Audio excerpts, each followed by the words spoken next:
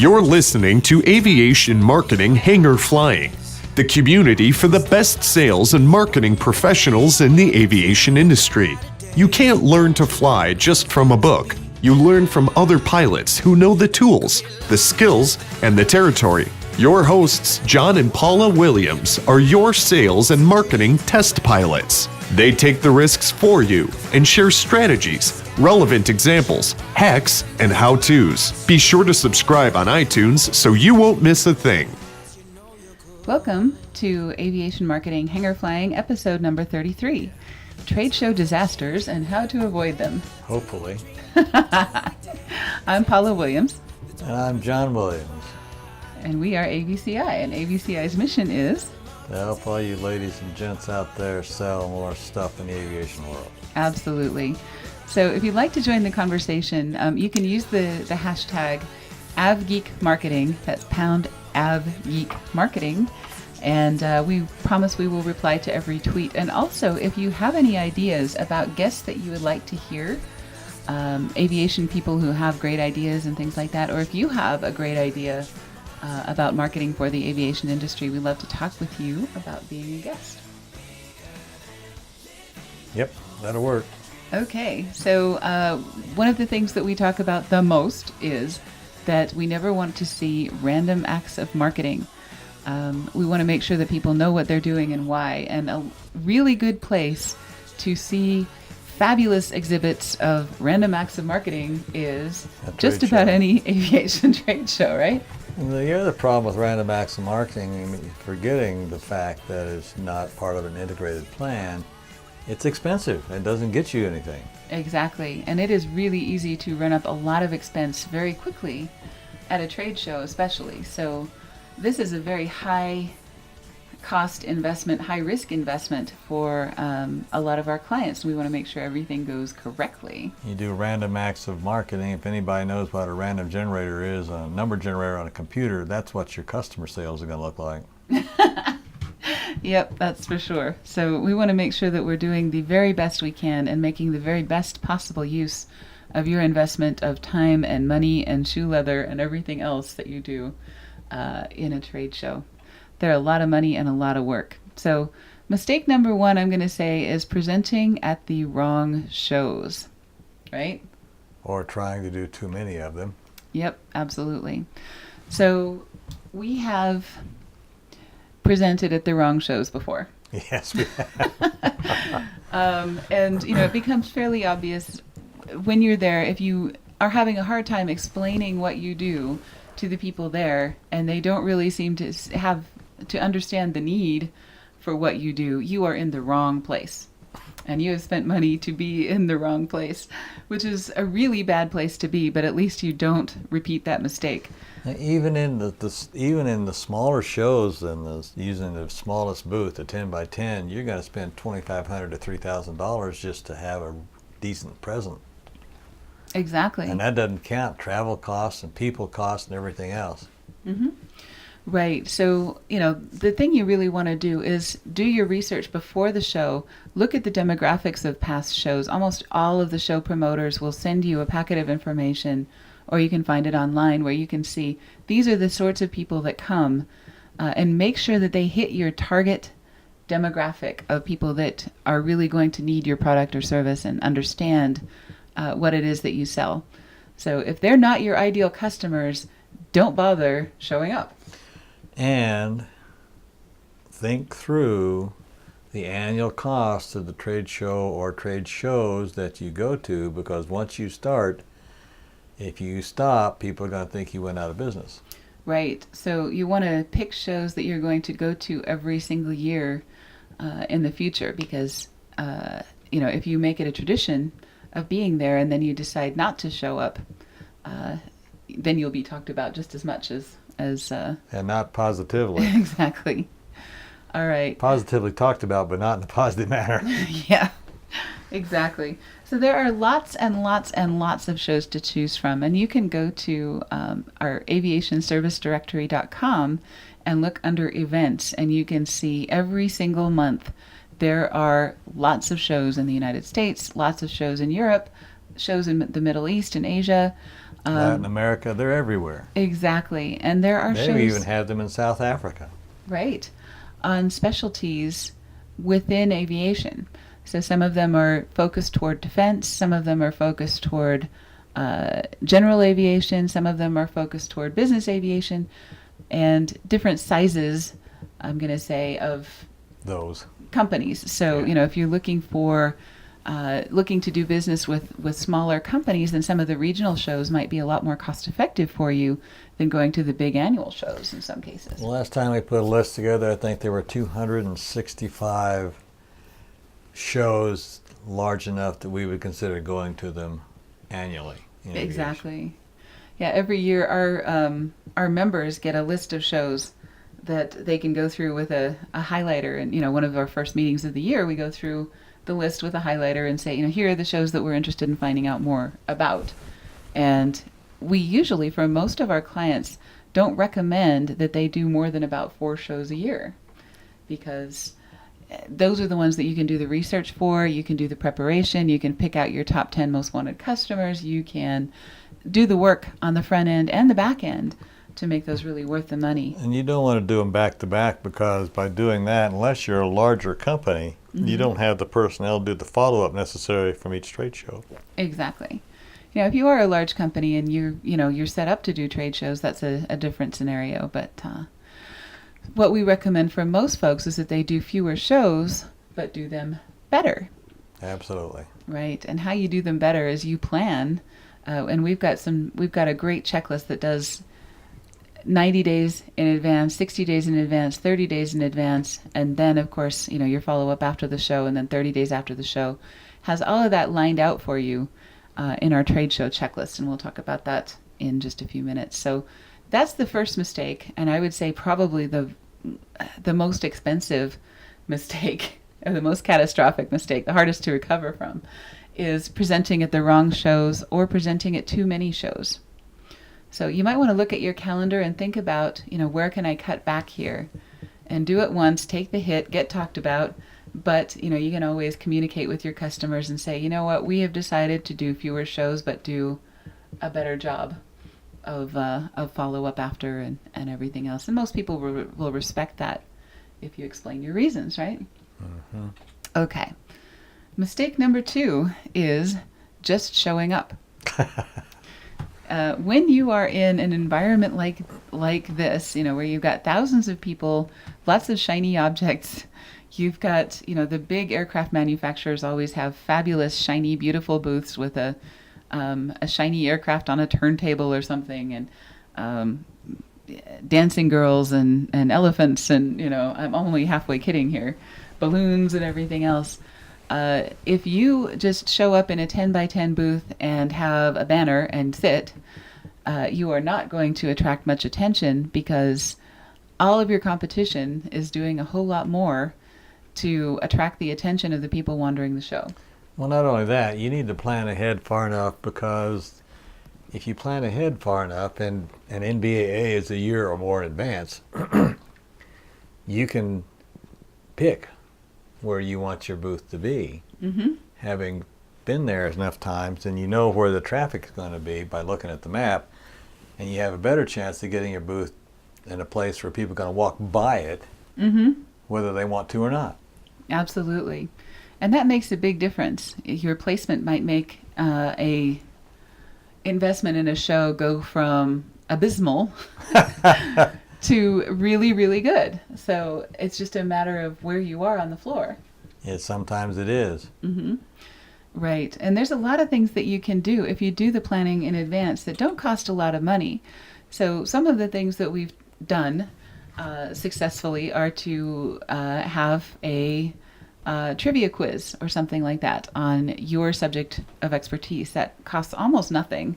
You can just print up some little blanks, send invitations to the people that you know saying that you're having a trivia quiz. You can give away a few prizes. You can do a drawing for each day of the show, or even just one drawing in general. Not spend a whole lot of money. But it needs to be your business or your product suite oriented. Yeah. We have seen people give away iPads just by merely dropping a business card in a fishbowl. Well, what the heck? I mean, so you win. The guy doing this is losing his money on the iPad because he doesn't know anything about you. I go to those things. I always drop my business card in to see if I can win because I don't have to do anything else. I don't. But that's not good. What you want them to do is to ask about your product, do something, get your information so they can contact you later, and so forth. Exactly. So yeah, if you have a drawing for a free iPad with no conditions around it or no, nothing that they have to do for that, you're going to get a lot of people who have no interest in your company. And you're going to have a fishbowl full of people who just walked by and won't even remember the name of your company that just entered.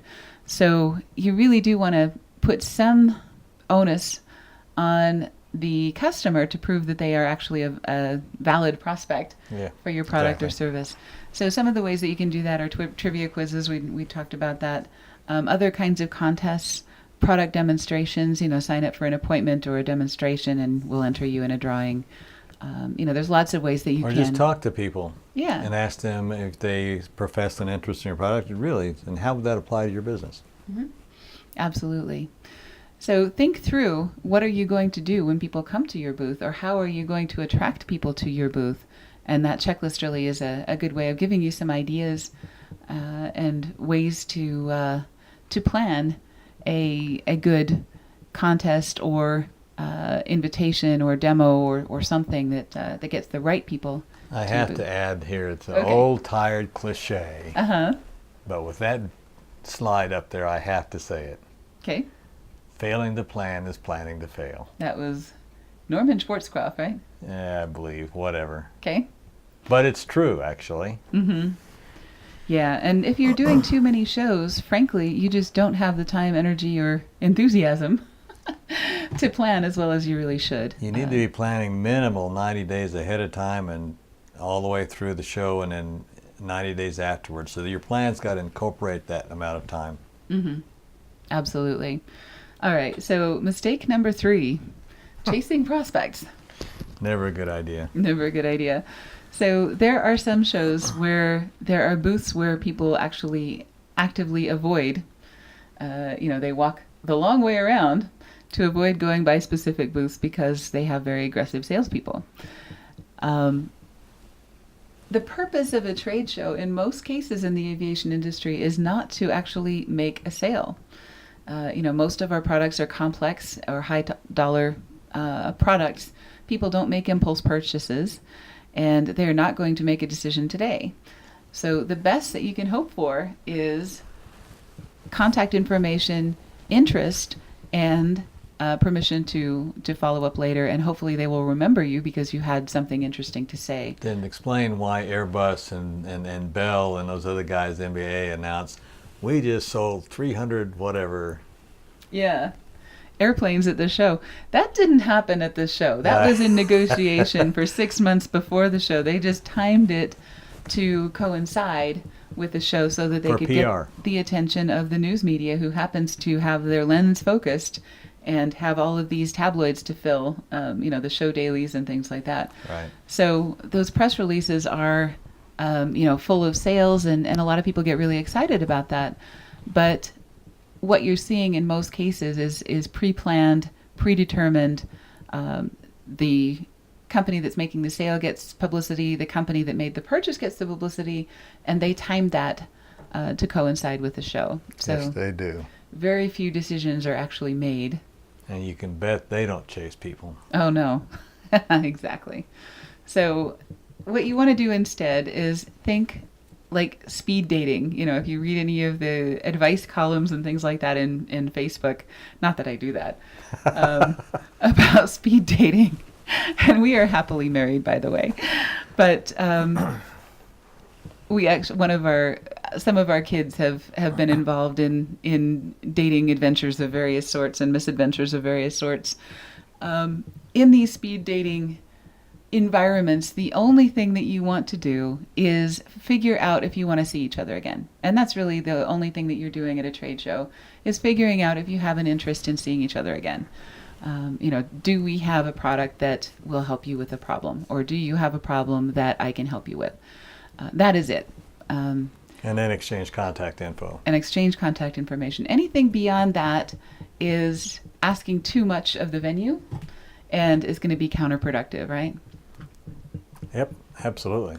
I mean, you may get lucky and make a sale. Don't be afraid to sell if somebody wants to buy right then. Oh, yeah. But be prepared. But it's typically not going to happen. Exactly. So, you just want to think in terms of the first step. You just want to move the ball 5 yards down the field. You don't want to make a touchdown here. It's just too much pressure for too little time. All right. Mistake number 4 is not chasing prospects. Wait a minute. You said earlier. I know. I'm contradicting myself. So you are there to make sales. You are there to further your sales objectives. But, like we said, 5 yards at a time. If you don't make 5 yards, you're not, if you don't exchange contact information, if you don't identify your ideal customers. Chasing is correct. I think you want to use the word pursue. Okay. So mistake number 4 is not pursuing your prospects. You really should go in armed with a list of people that you want to talk to, or companies that you want to talk to, so that you can at least narrow down, who is the right person to talk to once you get over there. And, you really want to do what you can to advance your sales process with each of the folks that comes to your booth. In a lot of cases, the people that man the booths have zero interest in doing anything other than killing time till cocktail hour. Right. And you can see that, and those are not engaging salespeople. And those are the opposite of the aggressive guy that won't let anybody go by and's got to tell you everything. Exactly. And that's kind of the difference between having the owner or a very aggressive salesperson in the booth versus having hired help basically in the booth that gets paid the same whether they sell anything or not. So you want to make sure that the people in the booth are engaged. They're part of the company. It's usually best if they know something about the product or service. They're not just hired guns. Or if they are hired guns, they have some knowledge. You've given them an FAQ. You've given them a quiz ahead of time so that you know that they know their stuff. You give them some incentive for collecting contact information of legitimate prospects. So you need to strike a balance there of chasing versus not chasing, right? Absolutely. Okay. So, and the main thing here is follow-up. All of the sales happen after the show. And they may happen the week after. They may happen 6 weeks after. They may happen 6 months after.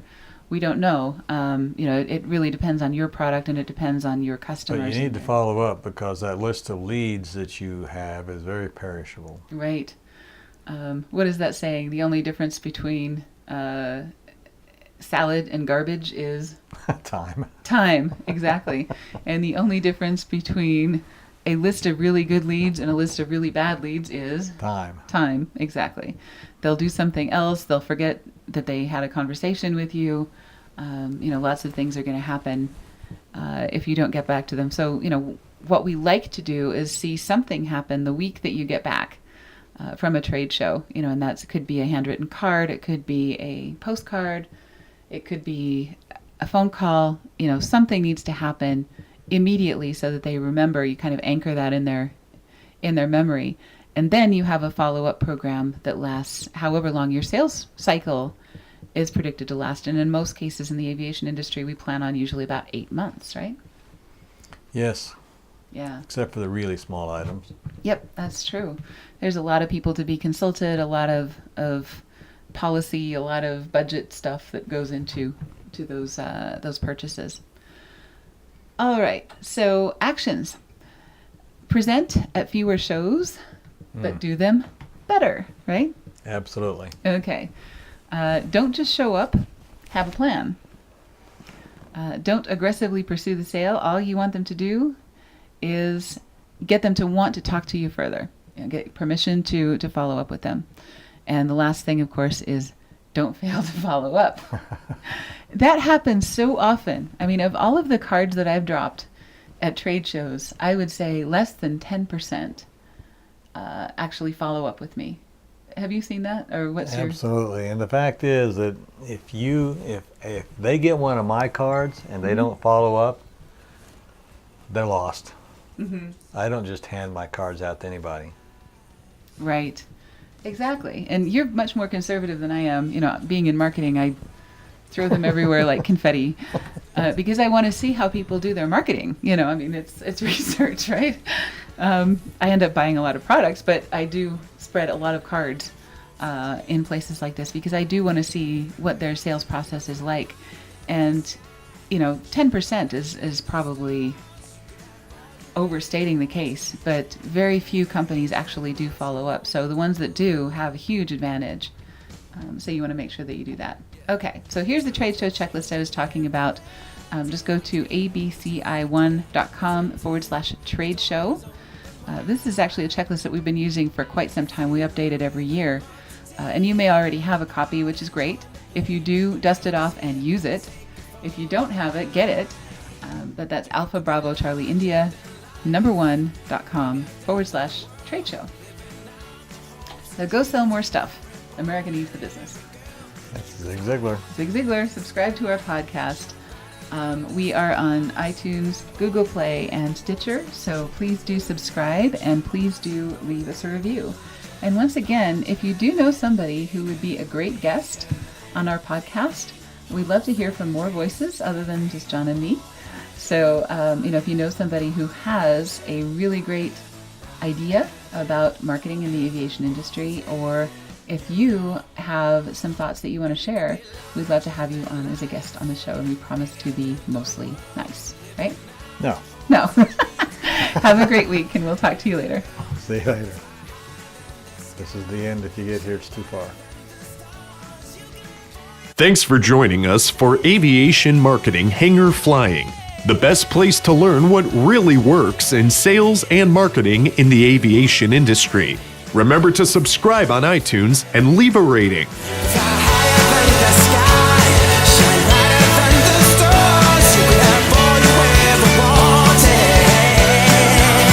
You know you could.